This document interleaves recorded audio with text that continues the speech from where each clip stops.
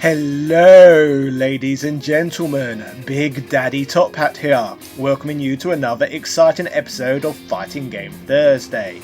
In the past on here we have looked at many different entries and reiterations within the legendary Street Fighter series. This franchise has obviously played a huge role in shaping the fighting game genre itself, so whenever a new chronologically numbered entry in the series is announced, gamers expect something pretty special. Today we are going to be discussing the history of Street Fighter V, a core title from the Street Fighter universe that over time seems to have developed a large following. While popular in some circles in more recent times, on release it was a completely different story, with this fighting game somehow managing to annoy legions of gamers. In this content we are going to be taking a deep dive look at the birth of this fighting game and analysing exactly why so many people were so disappointed. What was it exactly about this game that would cause such a cold reception? Let's find out. This, ladies and gentlemen, is the mad story of Street Fighter V and why it caused outrage. Yeah! The bloody Street Fighter franchise, a success story that many gamers will already be familiar with. Street Fighter II was such a groundbreaking release that its innovation is often credited with rejuvenating the entire arcade industry. This success would not only spawn sequels down the line, but revisions of existing games, many spin-offs, crossovers and even games from Capcom of the same style featuring non-Street Fighter characters. Capcom would milk Street Fighter for all it was worth, eventually resulting in franchise fatigue by the early 2000s, with speculation spreading that there would never be a numbered entry published in the series ever again. Eventually this would all change though when the release of Street Fighter II Hyper Fighting on Xbox Live Arcade proved to Capcom there was still a demand for Street Fighter content. After arguably saving the arcade industry in 1991, well over a decade later the very same game can be credited with saving Street Fighter itself. This would result in Yoshinori Ono's pitch for Street Fighter IV being greenlit by Capcom research and development head Keiji Inafune, and the rest is history when it comes to that one. Not only was this new game featuring models and backgrounds rendered in 3D very popular, but it was the most popular Street Fighter game since the release of the fabled Street Fighter II way back when.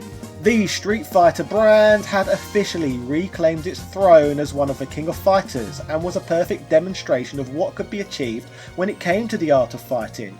Capcom's World of Heroes had the killer instinct to deliver a fantastic Mortal Kombat experience that packed the fatal fury needed to showcase virtual fighters. It would not have taken a genius to see this was one of the best in fighters history. The game was successful enough to make Capcom want to release more fighting games, once again including traditional reiterations of their old games. Following Street Fighter IV we got Super Street Fighter IV, Ultra Street Fighter IV, Marvel vs Capcom 3, Ultimate Marvel vs Capcom 3, Capcom vs Tatsunoko, and Street Fighter Cross Tekken. Once again these fighting game characters were bloody all over the place. Now considering how many fighting games the company was pumping out, I guess this meant that a Street Fighter V had become practically inevitable. In 2014, Street Fighter V would end up being revealed to the world when the game's existence briefly popped up on Capcom's official YouTube channel. However, the video was swiftly set to private. This did not stop fans and journalists alike though managing to screen grab shots of this trailer that noted the game would be available exclusively for the PC and PlayStation 4. Considering that by this point in time that third-party console exclusives were a rarity, this instantly annoyed many fans. The very next day, during a 2014 PlayStation experience in Las Vegas, the game would be officially announced, giving confirmation that the game was being developed exclusively for the PS4 and Windows. Further news regarding the game broke in June of 2015 when Capcom would provide clarification as to why the game would be only appearing on the PS4 in the realm of consoles. Capcom's Matt Dahlgren said, "Part of the reason we partnered up with Sony is we share the same vision for growth potential in the fighting game space. I'd say the key aspect is working with us on executing cross-platform play. This is going to be the first time we've ever united our community into a centralised player base." 1 month later, the game became available to play at various Six Flags parks across the United States. However, a greater audience would have the opportunity to play a beta version of the game in July 2 if they had already pre-ordered the game. The beta's availability in this form was set to last for 5 days, however the game got pulled down early after it was discovered that it suffered from significant server problems. The beta was put back online on August 28, 2015, offering a better experience that time around. In a later interview with Street Fighter V producer Koichi Sugiyama, he reveals more regarding this game's development process and reveals that Capcom had been experimenting with concepts for the game as far back as 2011. He mentions that right up until Street Fighter III, the franchise was known best for being rendered in dot matrix pixel sprites, but this would of course all change with Street Fighter IV when the sprites were replaced with 3D models. The goal artistically with Street Fighter V was again to deliver a title with visual impact the series was so well known for. It is of note that Street Fighter V was to be the first game developed with a team working with Unreal Engine 4, and due to this engine being good at rendering photorealistic graphics, this would be the first approach Capcom would trial with the game. Sugiyama states though that this look didn't really suit the franchise, so would scrap the idea after realising that it just wouldn't be Street Fighter without the bold anime-esque look and feel to the game, so decided to shelve the whole photorealism idea altogether. Eventually, Street Fighter V would hit shelves in February 2016, although those with a keen eye would notice a number of changes from the beta version of the game that had been available earlier. These changes would include things like the game's animations, with many speculating that this was to tone down the game's sexual nature. The omissions from the released version included the removal of camera angles in Cammi's intro, which originally provided a peek at her crotch, and a shot of Armika slapping her own arse.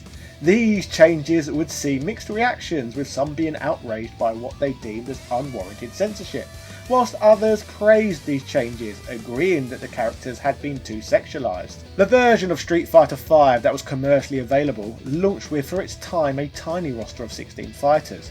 Gameplay wise, it followed in the footsteps of Street Fighter IV, in that it featured traditional 2D fighting gameplay on a 2D plane using 3D fighter models. As one would both expect and hope for, the game continues the tradition of allowing two fighters to duke it out using varied attacks and special abilities to KO their opponents. Further to this, the game would include the EX gauges that originated in Street Fighter III, which fill up as players manage to execute successful attacks. The energy in these gauges can be used to perform special moves or perform super combos known as critical arts. Brand new to this entry though is the introduction of the V gauge, which builds up as players receive attacks. The V gauge lets players perform brand new techniques known as V skills, V reversals and V triggers. In terms of the V skills, these are special maneuvers that make each fighter unique. For example, Ryu has the ability to parry attacks, while M. Bison can reflect projectile moves. V reversals on the other hand allow for simple counters, consuming some of the gauge, and then we have V triggers. Like V skills, V triggers are unique abilities, but these ones require the entirety of the V gauge to be filled in order to use. Examples of unique abilities include a temporary damage boost for Ryu's energy balls, or added hits to Chun-Li's attacks. On top of all of this, the game has stun meters which are visible under fighters' health bars. These meters increase as players take back-to-back hits, becoming stunned when filled. The purpose of these meters is to encourage players to play offensively when the opponent's meter is close to full. The game's small base roster of 16 fighters would mostly feature characters returning from earlier entries in the series, which to be fair is not a bad shout considering people often expect to be able to play as their old favourites. Half of the characters in the base version are of course fighters who appeared in Street Fighter II games, a game which makes sense based on how played that game was. We then have Birdie from the 1987 Street Fighter game, who became more established in Alpha, along with a few other characters who were popularised in the Alpha games as well. In terms of new fighters, the original release only offered 4 newbies to the franchise, so let's get through each of these. Out of these we have the assassin known as Fang, who uses poison to attack, known as the Poison Hand, and is the self-proclaimed second in command at Shadaloo, replacing Sagat within the organisation. We then have Laura, a Brazilian fighter who uses a fighting style based on Brazilian Jiu-Jitsu and electricity in her attacks. She is a rather speedy grappler with projectile attacks who happens to be the older sister to Shawn from Street Fighter III. Next up we have Rashid, the eldest son of an old Middle Eastern family. He is searching for a missing friend who was kidnapped by Bison and Shadaloo. Rashid has an obsession with the newest technology and is capable of producing small tornadoes, earning him the nickname Rashid of the Turbulent Wind. I think what perhaps makes the introduction of this character most interesting though was that he was first announced by Yoshinori Ono during an event in Dubai, so it looks as though he was conceived to appeal to a very particular gaming market as Capcom continued to expand their global reach. Finally, from the base game we have Necalli, an ancient Aztec fighting god who descends from time to time to challenge the strongest living fighters and devour their souls after defeating them. Ooh. Apart from obvious online play, Street Fighter V did not offer much else than what I have just mentioned. The game featured a tiny roster and limited play modes, arguably making it the most bare-bones Street Fighter game that had been released in many years. It certainly did not offer the features consumers had come to expect from the games sold at full regular retail price. Most shockingly of all though, when it came to this severe lack of acceptable content, was that Capcom had failed to provide the game with an arcade mode. A play mode that long-term fans of Street Fighter, or any fighting game in general, were accustomed to. In fact, it is very easy to see that the lack of this classic feature instantly made many people turn their noses up at this game. Which makes perfect sense really, considering that Street Fighter IV was partly really as popular as it was, as they managed to pull in the old school Street Fighter II crowd, rather than just the more comparatively niche fighting game community, who primarily indulge today in online versus matches. It is bizarre really that such a decision was made and that Capcom would be willing to alienate such a huge portion of Street Fighter's fanbase. In further regards to this, the original base version of this game provided no way whatsoever to take on the AI opponents in best of 3 encounters the franchise was famous for. Ridiculous really. In regards to the game, in 2016's shocking lack of content, Capcom would outline early on what exactly the game did and did not include.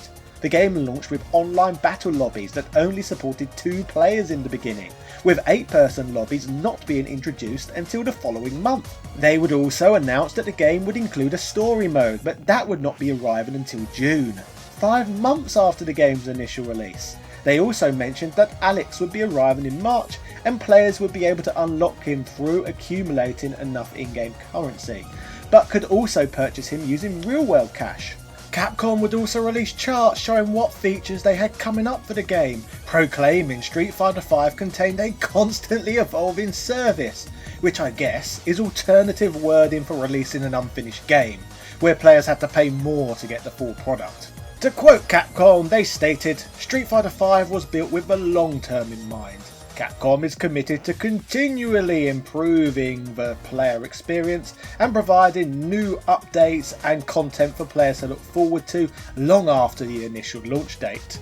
Capcom would outline that by giving them an additional $30 on top of the base price that customers had already paid, then they would be gracious enough to allow them access to the 2016 Season Pass that would secure them 6 more fighters and allow them to purchase premium costumes at a discounted price. On release, pretty much all review sources would criticise Street Fighter V for its lack of content. But to make matters worse, the game's online play would be heavily criticised too, even though it was all the game really offered. GameSpot would note that Capcom servers weren't stable at launch, and now 1 week in, hiccups still occur, where the results of a fight fail to report back to the server, a pain for anyone playing in ranked mode.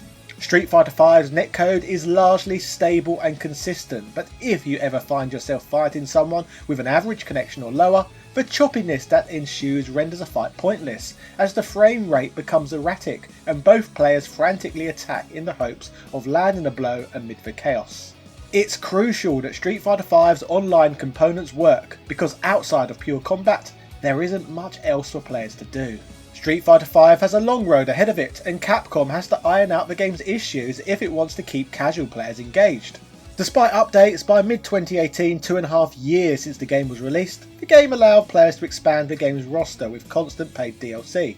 But the game was still far from a perfect fighting game experience, with disgustingly, still no arcade mode to be seen. As outlined earlier, Street Fighter V seems to be a game focused around online gaming, and the play modes in these categories still featured a range of issues and limitations too. For example, prior to matchups, no option was given to allow players to change their fighters via a character select screen. Instead, players were forced to choose a preferred fighter as part of their profiles, meaning the game allowed for no switching between fights. Earlier we mentioned GameSpot's comments on the game's server issues, and in mid-2018 Goliath.com noted there were still problems. It was reported that across all versions of the game many people continued to report issues with frame drops during matches. On the whole, they noted that many of the PS4's issues had been cleaned up, but on the PC side of things, the developers were still looking into problems associated with Fighter ID corruption and game crashing bugs. To explain this issue further, basically the PC version of Street Fighter V caused a driver with the name Capcom.sys, a rootkit, to be installed into the system that allowed applications to run arbitrary codes with kernel level permissions. This driver did not validate what application was trying to use it, so any malware could have used the driver to execute kernel level code. Following the controversy and outrage, Capcom recalled the rootkit update, reverting to an earlier PC version of the game while still including the new content. The biggest problem though that persisted with the game years on from release is that the game still felt unfinished, and that it lacked content. Many key features that make fighting games great and accessible to everyone were still missing from the game. As one source points out, to more accurately portray what they were selling to gamers in 2016, Capcom should have referred to this title as Early Access Street Fighter V, as it certainly was not a proper game even years on. The biggest issue the game was probably facing was that it seemed not much focus was put in whatsoever to target either the casual market or those that love Street Fighter due to simply growing up with Street Fighter 2. The whole thing seemed like serious fighting game community business that revolved around trying to get as good as possible, appealing far more to an esport crowd than the more common gamer. Basically, imagine if Nintendo released a Super Mario game that was solely designed around doing speedruns on Twitch streams, or if Sega released a Sonic game squarely aimed at the furry community and literally no one else. That is basically what it seems that Capcom chose to do here. The best games offer fantastic play experiences for both casual gamers and the hardcore community members alike, and Street Fighter V certainly was not a game that managed to tap into mainstream success. While this game never reached the sales heights of the likes of Street Fighter 2, or even Street Fighter 4 for that matter, as stated, it seems to have done a fantastic job of appealing to the esport demographic, with the game breaking the Evolution Championship Series record for most entrants in a single game with over 5,000 registrations one year.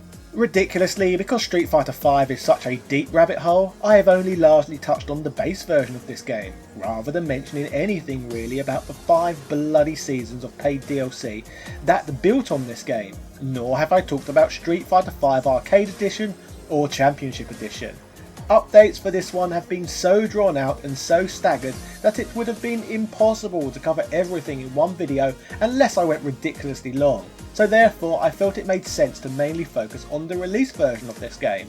If you enjoyed my video covering this game that annoyed a lot of people for a lot of reasons, let me know if you want to see me cover the latter part of this game's history down the line. I would be curious to hear what you think. If you enjoyed this video a lot, I have made more than 50 documentaries looking at fighting game history for you to go back and explore, so make sure you hit the subscribe and notification bell buttons to receive future content. Further to this, if you are one of the kind people who back this channel on Patreon, for $5 a month or more, this week I have for you an exclusive video on the history of the Atari 5200, so feel free to go check that out too if you like. In fact, this channel is partly funded by Patreon backers, allowing me to work on content full time. So thank yous go out to Sebastian Velez, Carl Johnson, A Murder of Crows, Heyo Paulo Lopez, Joseph Rasmek, Luke Samuel Denton, Corey R. Marsh Sr., Capcom vs SNK, BXL Gotham, Rowan Dinched, Evan Balder, Philip Manth, Cambo Rambo 82, Azra Rarakai, Keith Ferguson, Dropkin Varela, Prince Knight, Michael Cullix, Ego, Jordan Durant, Angel Light 85, Alethea Swanson, Timothy W. Haskins II, Nick Daniels, Princess Zana, Glennie Glenn, Daniel Daly, Computer Man, House of the Ted, Gary Pinkett, ECU Professor, Kid Anime, Justin Wang, Aaron McNamara, Instant Gratification Monkey, Man Shovel, James Bishop, JB, Post DXL, Michael Hall, Wesley Sang He, Dwayne Pipe, Langston Miller, Noob, Brian Barry, Stephen Lewis, Sarah Powell, Flaming Renee, Marvin Araliga, Chris Cool, TOG Driver, Adrian Hannington, Bernard NG, Richard Stu Stewart, James McDonald, Crazy Yarl, Dan Van Dammit, Adam Castin, Lewis Viant, John Bates, David Bale, Chris Fisk, Paul Elliott, Me Machine Dean, Mike Bruno, Rick67, Antonio Rodriguez, Hans Christian, Craig Jenkins, Tom Elliott, Retroverse.com, Casey Wright, Since Spaces, Zai, Andrew Bazansky, and Gunther Hendricks. I would like to thank everybody so much who continues to support this channel, allowing me to do what I'd do. Yeah. Cheerio.